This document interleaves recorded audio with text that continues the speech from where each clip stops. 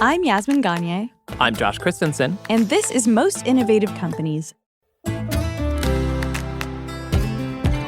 On today's episode, Josh and I go to an Amazon fulfillment center to see how they're preparing for the busiest time of their year. Like, it's low to the ground, but it's like the size of a football stadium, like a sports stadium. Then we talk about all the robots we saw with Amazon Robotics Chief Technologist Ty Brady. And it's really important that we really, as a society, pledge to upskill our employees. And as always, keeping tabs. And it's basically the premise of the website is such a great, send up. It's a joke, everybody. It's such a great send up of, corporate PR. But first, here's the download. The news you need to know this week in the world of business and innovation.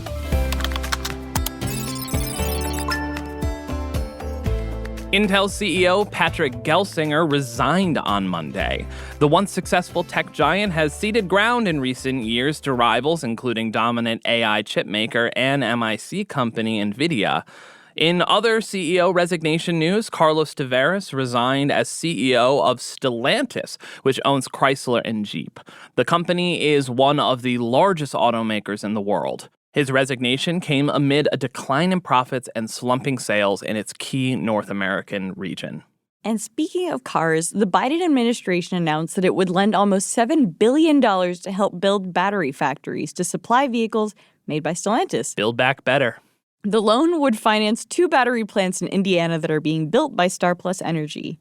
It's part of the administration's effort to create domestic supplies of batteries. But of course, President-elect Trump has vowed to reverse Biden administration policies aimed at promoting EV manufacturing. I know EVs are good for the environment, but They make me car sick. Yeah. They make me unbelievably car sick. It seems like a thing. No, it's a thing. Right? If you Google it, it's like people have written about it. Yeah. Yeah, It's the braking system, I think. Yeah. Teslas are pure hell for me. Yeah, I took an Uber ride home yesterday from the airport, and I got so car sick on the way back. It's crazy. Granted, I was coming from Newark, so odds were pretty good that I'd get car sick anyways. Had a shit ton of Coke. I had a shit ton of Coca-Cola products. Stay tuned for Brand New World coming in feed soon here, where you get to hear me drink a lot of Coca-Cola with Jet Beer. Imagine if I was actually talking about cocaine.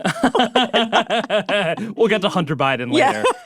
Gonna take a hard left transition here because we got to talk about a coup attempt in South Korea, or a potential coup. It's a weird story, but we're going to focus on. There's some business implications to what's happening in South Korea because a number of big companies are based there, including Samsung. But if you haven't heard, South Korea's President Yoon Suk-yeol faced parliamentary moves to impeach him after he sent heavily armed forces into Seoul's streets with his baffling and sudden declaration of martial law that was reminiscent of many of the country's past dictatorships. After public outcry, he did reverse it. Thousands of German Volkswagen workers walked off their jobs. Speaking of problematic dictatorships, Germany. Thousands of German Volkswagen workers walked off their jobs for several hours on Monday. This comes after news that the automaker is seeking to cut wages by 10% and threatening to close factories in Germany. The unionized workers demanded that Volkswagen guarantee their jobs and keep its factories open. They threatened longer strikes if their demands were not met. The Biden administration announced a move to end a program that allowed companies to pay workers with disabilities less than the federal minimum wage, which was a policy I wasn't aware of. Yeah, it is and feels real messed up. Very right? crazy. Yeah. That's insane. The federal minimum wage, to remind you, just because it's shockingly low, is still just $7.25 an hour. On Tuesday, the Labor Department proposed a rule that would bar new certificates and phase out current ones over 3 years. Why that takes 3 years? Why that takes 3 years is very confusing to me. But the last two stories have a common theme. Pay your workers. Yep. Pay them fair, pay them well. Now, we have some very sad news. Brian Thompson, the chief executive of United Healthcare, one of the nation's largest health insurers, was fatally shot outside a hotel in Midtown Manhattan on Wednesday morning. At the time of recording, the story is still developing. And that's the news you need to know today. So, Josh, we took a little trip a few weeks ago. We did, to the magical land of Wilmington, Delaware. Now, it wasn't exactly our destination, but we did go to a humongous Target. We did go to a humongous Target. To get Starbucks. But that was just a stop on our way to There it is. Can you describe where we're going? We are going to an Amazon, is it called a fulfillment center? It's basically a fulfillment warehouse. center. So whenever you order something on Prime, it will come from one of these places, and they're across the country. So yeah, we'll see what it's like. Had you ever seen a facility like this before, Yaz? Not like this. I mean, the closest thing I've seen is the New York Times printing plant. They took us there when I was an intern, which was very cool. Wow, what an exciting field trip. I actually thought it was sick. I remember it was like early days of Instagram, and I took a lot of videos of like conveyor belts of paper. It was back in the day where you were still in college and you were a comparative lit major, and you must have been like, the written word. Mm-hmm. But the first thing that struck me about this fulfillment center is the sheer size of the complex. I mean, this thing's humongous. It's huge. It's huge. Like, it's low to the ground, but it's like the size of a football stadium, like a sports stadium, like just not as tall. Yeah. Hi, we're journalists from Fast Company magazine. We had a tour set up with by Andy Slaughter, Christensen, and then Gagne. Thank you. Thanks. I don't exactly know why, but I got really overwhelmed arriving there. It also didn't help that there was this person behind it. Do you remember the person behind us at security that was just beeping at us to get in? How could I forget? On their way to their shift. Security situation there is quite stressful, must be said. It is very stressful. But we arrived, we parked, we headed in. Well, we headed in after a very long walk from the parking lot past the recruitment center. And okay, so we should probably explain why we're at this Amazon fulfillment center in Delaware the day after the election of all days. So we got laid off. Just kidding. Joke. We were there for our new jobs. This is now Pirate Radio, Fast Company, MIC. We're actually recording this inside a fulfillment center. Cyber Monday through Christmas is the busiest time of the year for Amazon and most online retailers. Fulfillment centers hire seasonal employees to handle the surge of packages that are coming through. And we wanted to know what happens to those employees after the season ends. There's also been a lot written about working conditions in these facilities. A while ago, I read Nomadland, maybe you saw the Oscar-winning movie, which described some of the strain and injury that seasonally employed senior citizens were incurring. So I was kind of interested in getting a look inside the beast. We also wanted to see the latest robotics being used at Amazon. There's more on this later in the episode. So let's get back to our visit. We went through security. We were taken to a conference room where we waited for a bit. And also we got these little shoe things that we needed to put on while we were waiting. That's a whole nother story. But we waited a bit until a team of way more people than I expected came in to greet us. So many. Hey! Welcome. How are you? Nice to meet you. Josh. Nice to meet you, Josh. Yeah, it's nice to meet you. Nice to meet you. There were a couple of PR reps and then a number of people who ran departments in the facility. So I'm a senior operations manager here at this site. So I run the inbound and pick departments for this building at the senior level. I'm Jorge. I'm the site HR manager. So I've been in the building almost 2 years. Amazon almost 10 years. I'm Christian. I'm the Learning Quality Operations Manager. And lastly, Amazon's Vice President of People, Experience, and Technology, it's basically HR, Ofori Agboka. He did make a point of saying they don't call it HR, but he did have a vest that said HR. Yeah. I forgot about that. And also, if you want to know who Ofori is, his was the first voice that you heard in that conference room tape just a second ago. What was your impression of Ofori? Because he's a big personality. He's extremely charming, which I think you'd expect given his position in the company. It felt like a little bit of like walking around town with a politician. Like he shook everyone's hand, he kissed every baby, he asked for everyone's name and how they were doing. And he's just kind of a very gregarious personality. It seems like a really good fit for this role. He came from GM before. He had over 20 years in their HR department, came over to Amazon in 2020. Before that, he was a college football player. He played on LSU, which he was wearing this big old ring from. He let me try it on. It didn't fit any of my fingers. Well, I'm sure. I mean, maybe a thumb, but even then, It was a championship ring or a class ring, something from. He was an LSU Tiger, big SEC cool football ring. team. Yeah, it's a big deal football program for those who are not college football fans.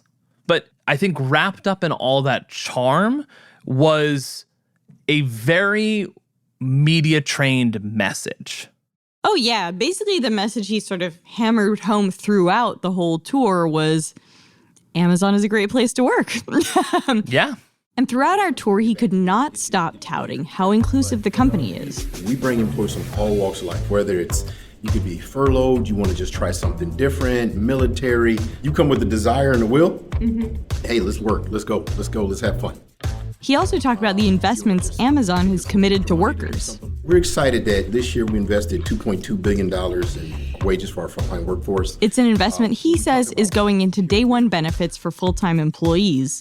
Those benefits include health insurance, vision, dental, and even some smaller benefits. What we're adding in January is free Prime.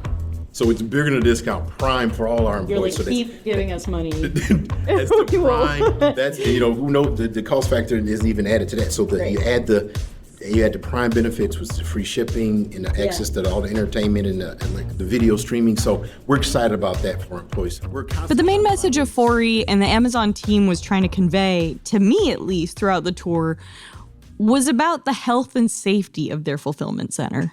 Big emphasis on reducing repetitive stress injuries. He talked about stretching sessions that they do before work, switching stations throughout the week so you aren't doing the same motions over and over again. They kept repeating the word power zone a lot about avoiding excessive. I know we're laughing, but it is a serious thing around like avoiding excessive bending and reaching and twisting. Power zone is just a funny term. It's just going to make me laugh. It's hilarious, yeah. So our producer, Matt, because they talked about this so much, I had our producer, Matt, put together a little supercut of how often this came up during our time out on the floor of the fulfillment center. And warning, it was very loud on the floor. I did our best to mic our tour guide and a Fori as we made our way through the conveyance, but it is a little loud. So just a warning for the tape ahead. Look, safety is important. Proper protection equipment, PPE. We're trying to implement things that help reduce risk of injury. We have a safety initiative called Dragonfly. They're on what we call a de-stuff it machine. What we want to reduce is repetitive motion type injuries.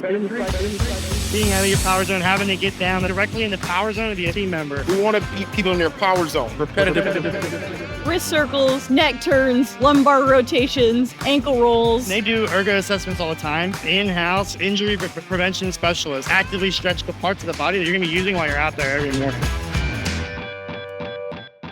My personal favorite thing that we saw was the kind of warm-up routine they had before starting work, and it basically reminded me of the beginning of PE class in middle school. Like the president. Oh, did you? No, well, you were abroad, but maybe you did this. Like the presidential fitness test. There was I forget the exact name of it, but there was certain things that kids have to do that were like a presidential fitness assessment sort of thing. Do you remember this? Was this a thing for you? No, I mostly remember, this was like stretching beforehand, but do you remember the bleep test? Yes, I remember the bleep test. I think this is part of that. Oh my God. I loved the bleep test. The bleep test was horrible. What's wrong with you? I don't know. I was an athletic kid, but there is an important context setting aside power zone and the silly arm circles and everything we're talking about here. There is some serious context to unpack here in terms of why there's such an emphasis placed on safety and injury prevention. And while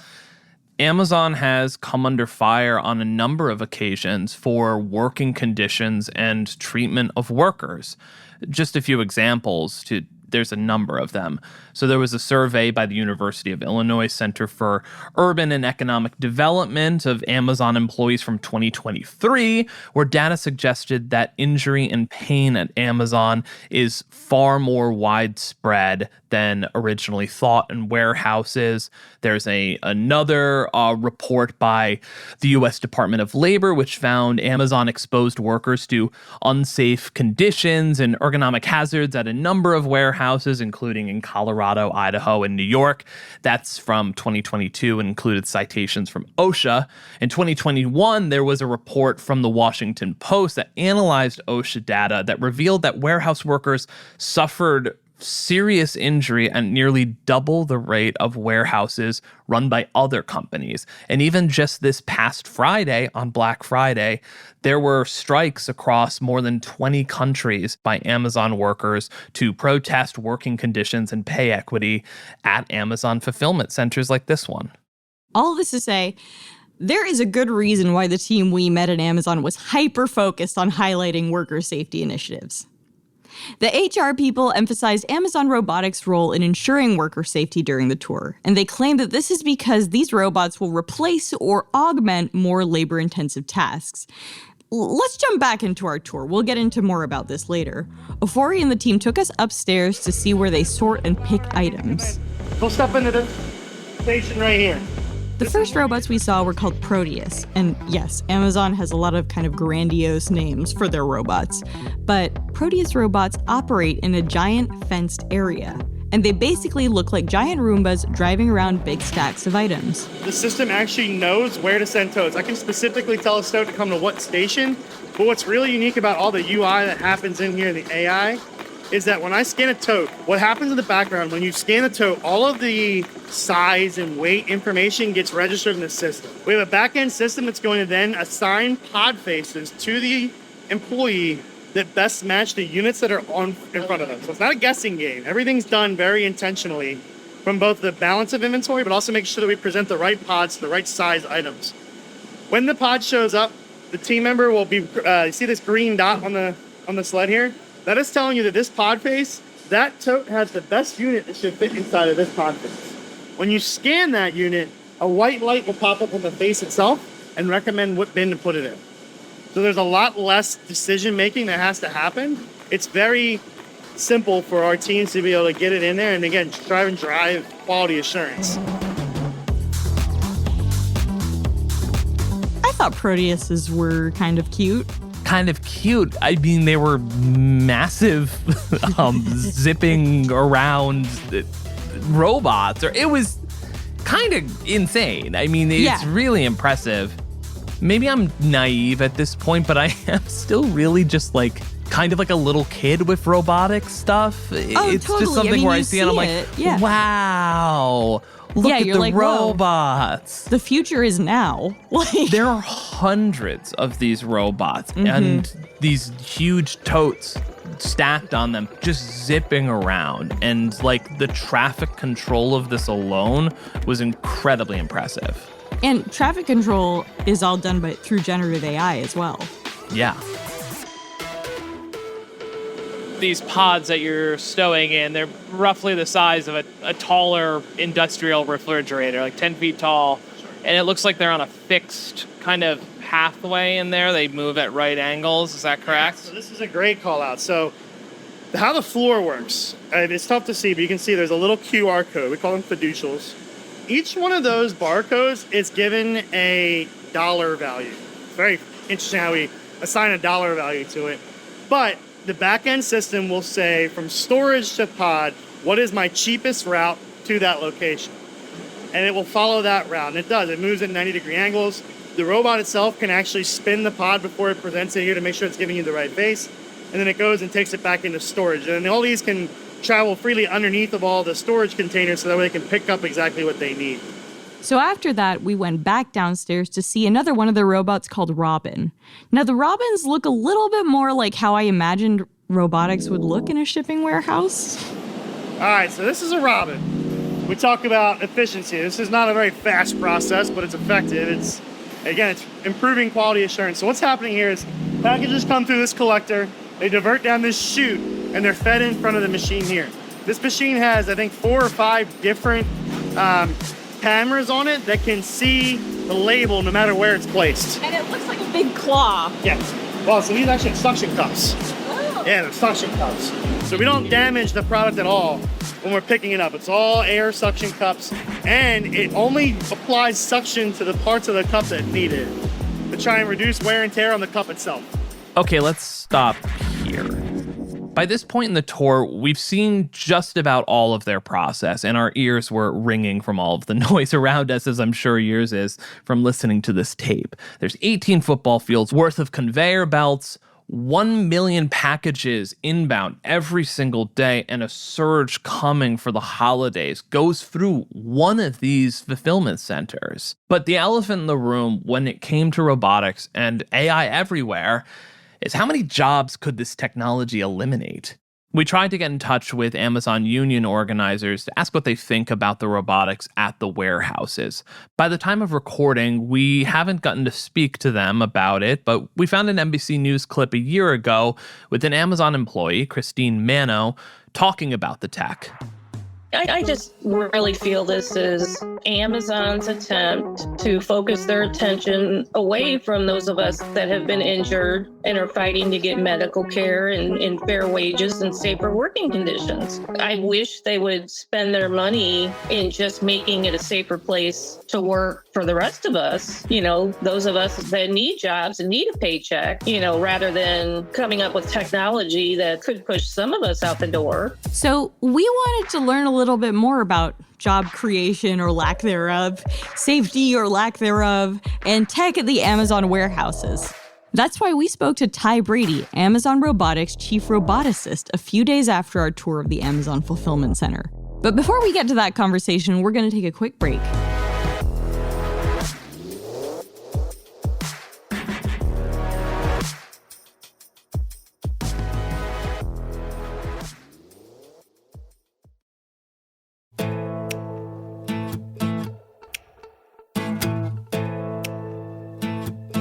After touring the facility, we wanted to know if robotics at Amazon would make working conditions at Amazon warehouses safer, but we also wanted to know if they're going to take away human jobs. To find out more, we chatted with Ty Brady, the chief technologist for Amazon Robotics. We discussed how robotics is transforming our shopping experience and what it means for the future of Amazon warehouse employees.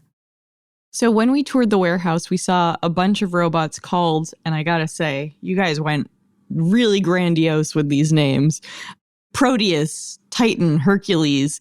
There was also one that made custom packaging. I don't know if that has a name. Tell us about those. Tell us about the sort of big robotics projects in warehouses and how employees work with those robotics. Oh, thanks for sharing that. I definitely stand by the idea that we put people at the center of our robotics universe, right? It is a system of people and machines working together in order to increase our productivities, the efficiencies, and also increase the safety for our folks. So it really is people and machines working together. And let me give you a few of the big ones that we just rolled out in our latest next generation fulfillment center down in Shreveport, Louisiana.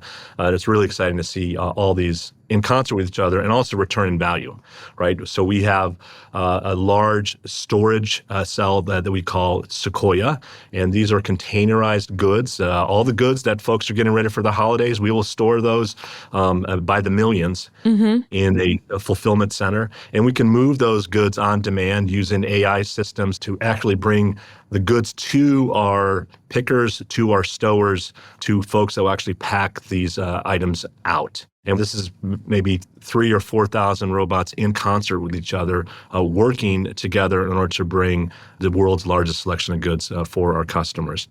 We're working on a world-class capability when it comes to movement of objects, when it comes to the manipulation of objects, the sortation of objects, the storage of objects, the identification of objects, and the packing of those objects. That's what we aim to do. We have really acquired quite a skill, and when you start to put those foundational elements together, you get things like our Sequoia systems. You get to see things like our Proteus drive. I don't know if you saw that, the cute little green drive, like kind of with the eyes, that works collaboratively around people. And its job is to move these big parcels of goods, these containers of goods to our outbound dock in a very safe and efficient manner right around people and allow people to direct where they should go and allow them to do the menial, the mundane, and the repetitive work.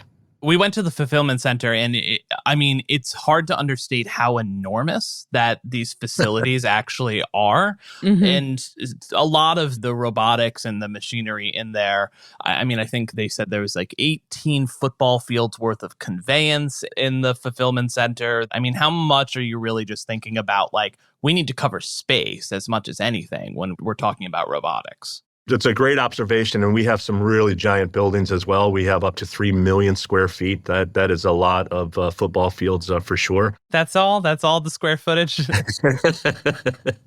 We also have smaller buildings that we like to bring the goods as close to the customer as we possibly can. We know that when we do that, we can fuel the faster delivery times that our customers love. We know that when we do that, we can also pass along a low cost to our customers. And our whole aim in robotics is really those three key elements: world's largest selection of goods, low cost for our customers, and the ultimate customer convenience. That's what we do with our robotics. So we'll scale our buildings to any size. Now, the trick in robotics, of course, is it's not a one size fits all. So we build our systems to be modular, adaptable, right, to the environment that we have, working around people, irregardless of the scale. And that's something that's hard to do. So a lesson I learned a long time ago, that if you can do something very well, it should be able to scale. Mm-hmm. Amazon is sort of marked by an obsession with customers, right? But I am curious about your obsession with employees. You know, when we toured the MTN One fulfillment center, there was so much emphasis placed on reducing the risk of injury. And I'm curious how robotics help that, or if they do. Yeah, they really do help that. In the last 4 years, where we really doubled down on automation with this mindset of putting people at the center of the robotics universe, we have reduced our recordable injury rate by over 30%, okay, in the last 4 years. And that's with increased productivity, increased efficiency, that we're continue to create a safer environment for our employees. It is people and machines working together in order to achieve a task. So we can focus, and I can talk to you about the robotics and the amazing things that we're doing in robotics, but that's not even half the equation. The majority of the equation is how do we extend, augment, and amplify our employees' experience, right? We want them to work in this amazing environment. How much of that comes out of direct feedback from your employees? How do you get that feedback, and how do you apply that? We insist that we hear directly from our employees of the good things that are working and the things that aren't working for them. And the quirky thing, perhaps in Amazon, but it's the part that I really love, is that you're not allowed to change a single word in what a person says. There's no editing of what they say. Well, we want it to be very frontline so that we can be responsive and really try to understand the issue that is in front of us. That burden is on us to make sure that we're listening. But also, as roboticists, I can tell you there's no such thing as 100% automation. I can tell you that when we roll out these large systems, that we need people to understand the big picture context. We need people to understand why is it not working and how can we make that better. So we will go on site as well. Our amazing women and men who do this pioneering work in robotics every day, especially during the holidays here, they'll be on site and they'll see these systems in action. And what they're really looking at is this edge between people and how they're using their machines. Is it really helping them? Because if it's not, we're going to hear about it. And if it's not, we're going to see it. And if it's not, we're going to fix that. You know, you talked about robotics reducing some injuries. I think you had a kind of an amazing stat by 31%. I will say very high amount of injuries before then. But can you give me an example of that? Can you give me an example of a robot that has really helped reduce a certain type of strain? I don't think we really had a really high amount of injuries. I really don't. When you look at the volume that we do and the number of employees that we employ in our workforce, hundreds of thousands of people in operations, I actually don't think that there's an exception there. I think when we actually look at the numbers and you really dig down into what a recordable injury is or long-term injury, I think it's even undeniable that you can see how automation has really helped with that. Let me give a specific example. So the first is I'm unabashedly proud of this statement that we will eliminate every menial, mundane, and repetitive task. That is the goal. Because when it becomes repetitive, there can be injury, right? And those are the injuries that we see. It's like a repetitive stress. So if I have to pick up a big, heavy box and move and twist and do that all day, first of all, that's kind of a menial job. And secondly, we can have variable weights up to 50 pounds inside some of our boxes. So we have systems like Robin, which is a robotic induct, that can automatically pick up heavy boxes and move them into our sort bots.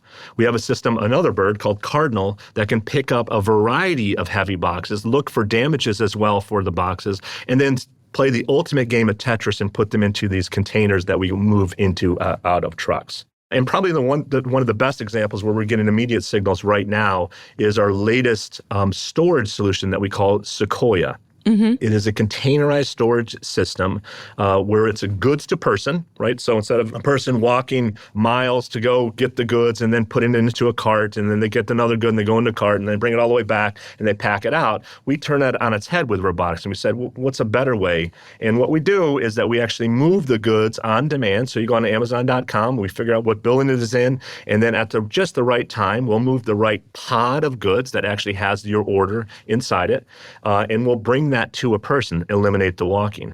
And then what Sequoia does, and this is an improvement of the way that we had it before, what Sequoia does is that it actually presents the tote, the container, in the Goldilocks zone, we call it. A Goldilocks zone is that the ability to pick an item that is right just about waist high. Everything is presented right to the person in front of them so they can pick the right item out of the toy box, if you want to think of. There's a whole bunch of different items that we have inside this, right?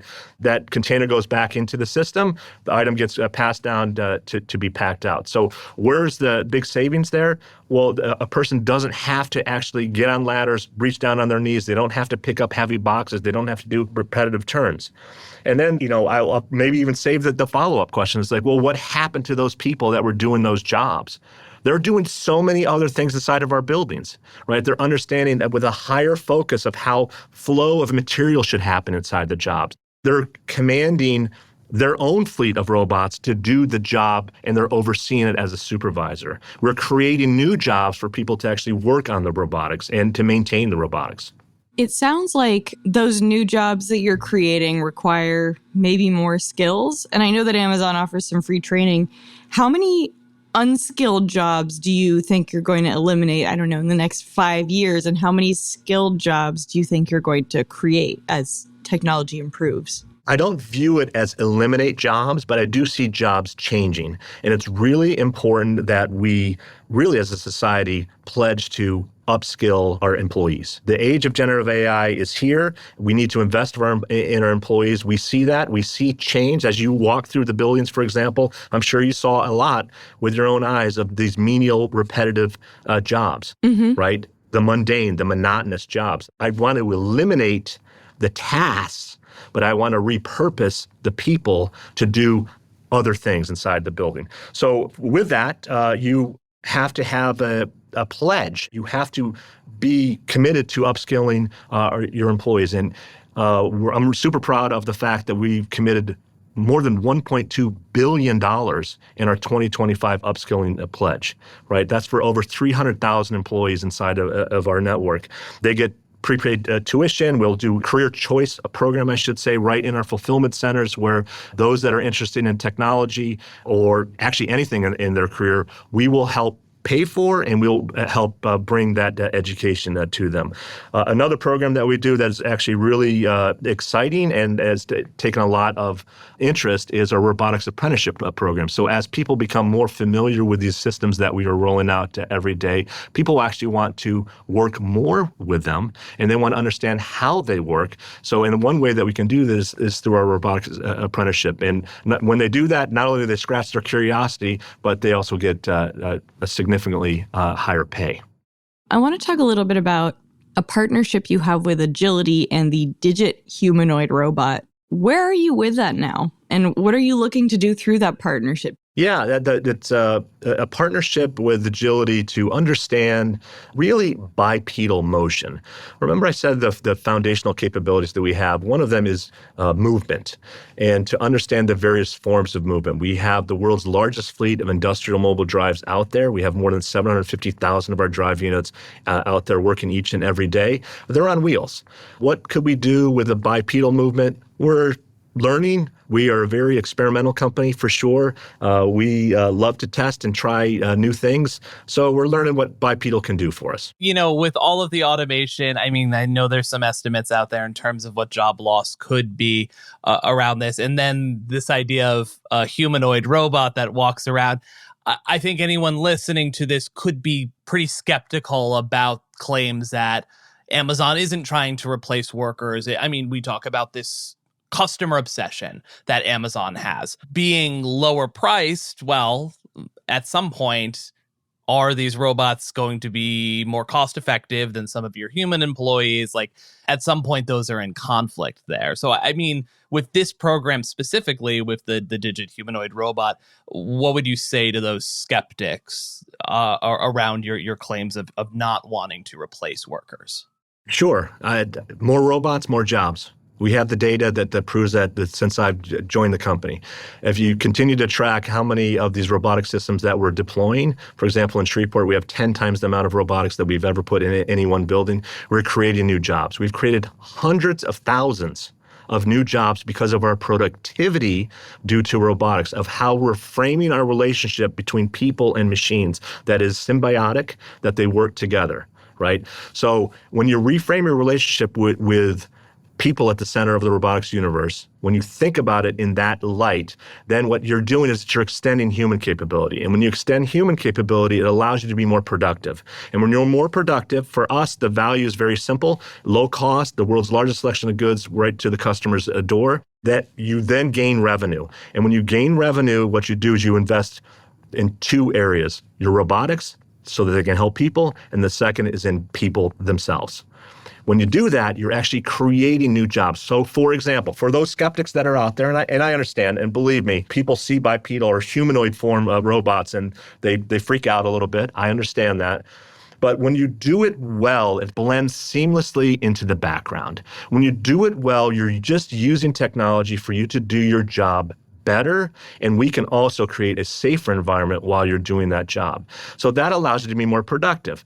So in robotics alone, since we really invested in robotics, we've created more than 700 job categories, just job categories related to robotics. These are new jobs that we never thought of before. It's like nobody thought of a social media coordinator 30 years ago, right? Jobs change. Technology will enable new jobs that are coming. So we do that, and we put people at the center of our robotics universe. But I get it. I get the skepticism. How many of those new jobs require college degrees or specific degrees in engineering and computer science? When we do our job well, it's all encompassing. We hire many folks from community colleges. We hire folks right out of high school. We hire folks with PhDs in robotics. Like, it is all encompassing when you think about productivity in your particular sector. Now, I totally understand the skepticism, again, with humanoid robots. And it is one of the major reasons that we launched a study with MIT this year. And it was a really groundbreaking study where we wanted to understand the perceptions of people, of workers in the workforce, and how they perceive technology on their pay and their overall well-being.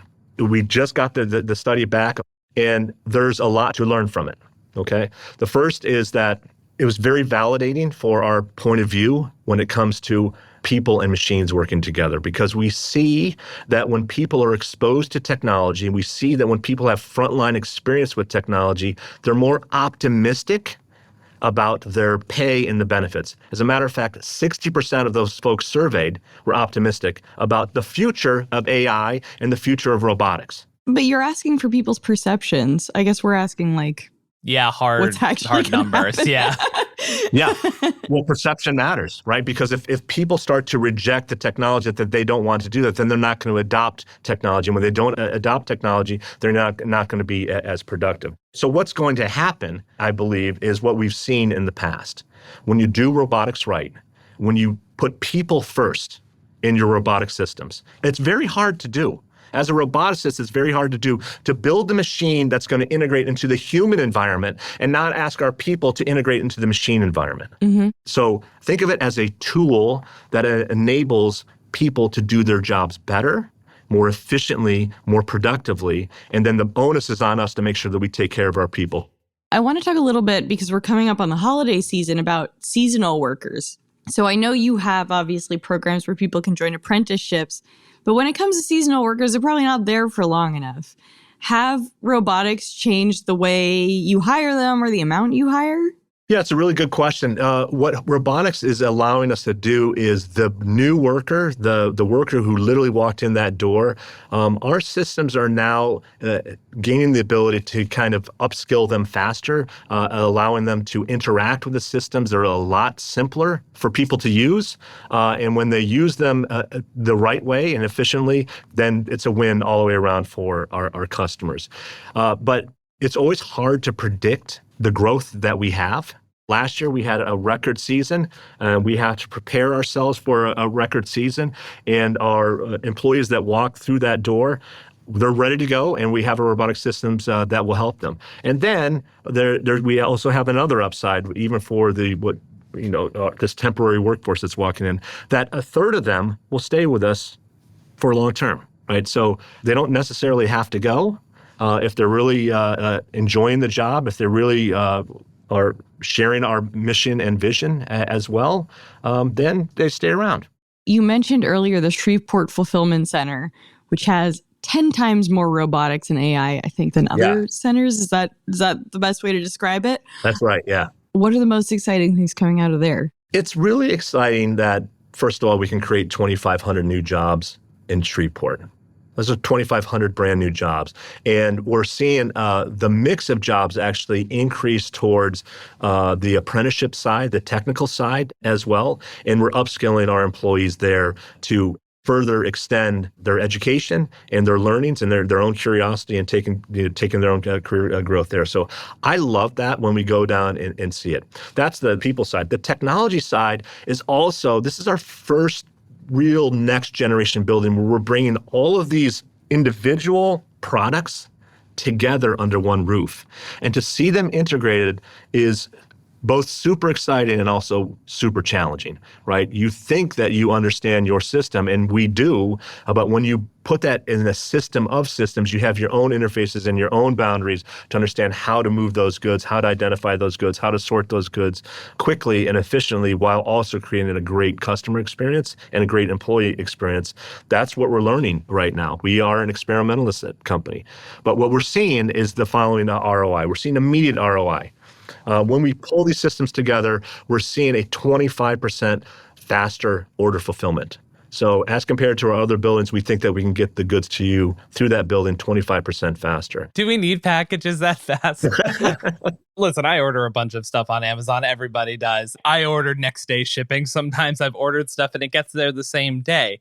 That's an incredible feat of supply chain and shipping and everything.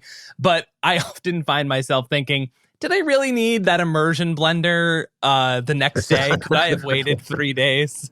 I think that's very fair, but let me just share the other point inside of Shreveport that I bet you'll say, I'm good with that. We're also seeing a 25% what we call lower cost to serve. And what that is that's the all-in cost for us to deliver that good to you. So we can pass that lower cost on to you. So whether you need it or not, I'm going to leave that to you. But when you get it, it should be at a lower cost. And why is it at a lower cost? Is because our people and our machines are working together in order to fulfill that faster and more efficiently. How much human error have these new robotics eliminated? It's a system. I really can't separate the two of them, but there's things that we can do to help reduce human errors. So I'll give you a really straightforward example. Like, let's say, as we all have, of course, we have Star Wars 4: A New Hope. Let's say it's way back in the day with DVDs. We would not put the director's cut right next to the original movie because it's really prone to human error. So when you're picking those objects out or robotic systems, like, we know that those tend to kind of run into errors. I get that. When things become too complex and overwhelming, we also tend to make errors.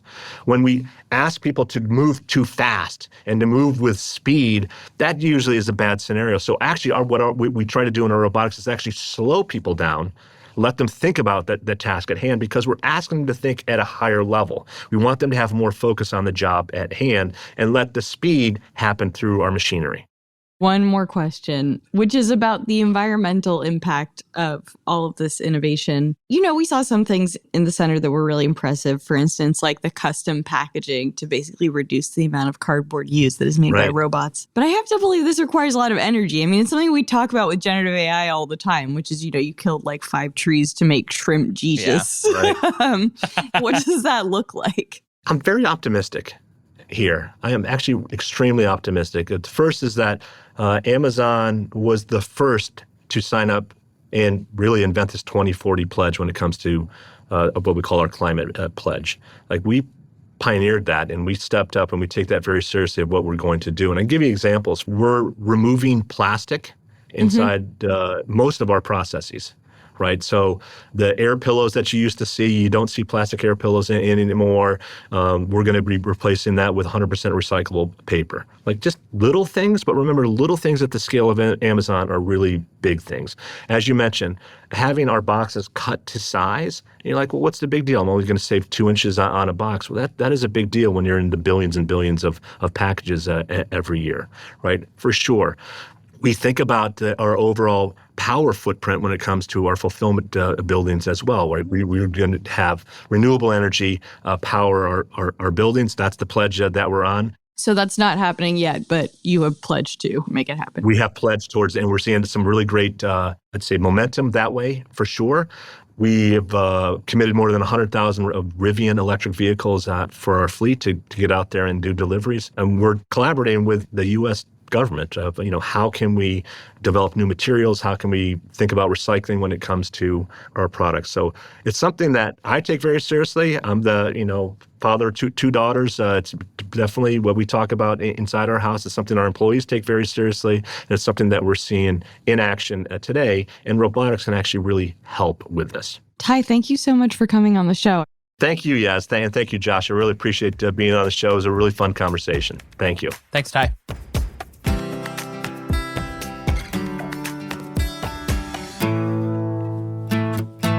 Okay, we are back, and it's time to wrap up the show with Keeping Tabs. This is where each one of us shares a story, trend, or piece of pop culture we're following right now. And it's just me and you, Josh. It's a lot to live up to. What are you? I guess. I don't know.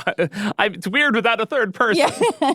What are you keeping tabs on? Enron. I'm keeping tabs on Enron.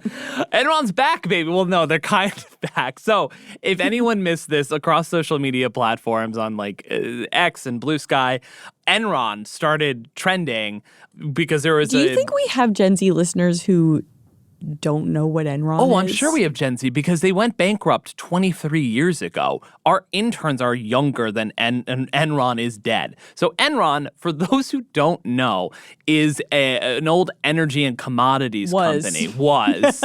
That's an important distinction. Was an energy and commodities company that was one of the fastest growing companies, this huge company, and it turns out they were having fraudulent. Full of crooks. Everyone was a crook. Everyone was a crook. It went down. There's a musical based on it. There's a bunch of movies and documentaries. Look up Enron. It's basically was there a banking musical? fraud. I thought it was just a play. I'm pretty sure there's a musical, but it might just be a play. I'm not sure. It started on the West End. Fine. I never saw it. Enron is a play. It's by Lucy Preble. Anyway. They're back, baby. They're not actually back, but they're someone somehow got their hands on Enron.com and all of the handles on social media. And my favorite thing is they relaunched the website and with a tweet that just said, "We're back. Can we talk?" And it's basically the premise of the website is that it's such a great send up. It's a joke, everybody. It's such a great send up of corporate PR, and it's basically we're gonna solve the energy crisis and climate change through crypto tokens. I think it's basically the thing. And what the speculation is right now is that the people behind the birds aren't real performance art, which is funny, which is very funny, are behind this. And Enron. you got a little bit duped by it because you sent it to me and you were like, "Is this real?" And I was like, said, "No, this is a gag, right?" Yeah. I was mostly You had a convinced moment. it wasn't You real. did have a moment. But that's kind of what makes these That's why gags it's really funny. well. Yeah, is the birds the aren't seriousness. real. You're like, is this a real organization? Yeah, well, because it's so. If you go on the website, it's they're selling merch. It's really laid out in a way that you're like, oh, this is what a company would do if they were to come back, but in a ridiculous way. But you dig a little bit deeper, and it's okay, this is ridiculous. But it wasn't they really commit to the bit, and it's very dry, but it's very funny. Yaz, what are you keeping tabs on? So a piece came out about that basically profiled Hunter Biden's former girlfriend. Yeah. I sent this to you. You had already read it, to be clear. You know what? And then I sent it to you, and you're like way ahead of you. I was on deadline, and I was like, sorry, I'm clearing my schedule. It's I an just read it at my insane desk. article. And I was sending screenshots to friend of the pod, Max, the whole time. Because I think Max kind of looks like Hunter Biden a little bit. He does look a little like Hunter It's Biden. like Ginger Hunter Biden. I feel like potentially has the same vibe in many ways. But I'll read a paragraph just to kind of tell you. Biden, funny, smart, and charming. A history buff who wanted to talk about Genghis Khan and Cleopatra. An artist at heart who wanted to write a great book, gave her ideas for weed slut merchandise, and listened to her read Camille Paglia essays late into the night. And an exhibitionist who loved posing for selfies as much as she did and mused about posting explicit videos of himself on Pornhub. What a legend. Wow. That's Max Hoffberg if I've ever heard it. Yep. I saw that and original was like, this has to be New York Magazine. Nope, New York Times. Anyways, good for you, New York Times, for printing that feature.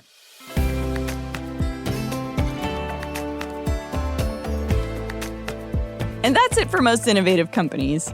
Our show is produced by Avery Miles, Blake Odom, and Mariam Kiparoidze. Editing is by Matt Toder, mix and sound design by Nicholas Torres, and our executive producer is Josh Christensen. Remember again to subscribe, rate, and review, and we will see you next week.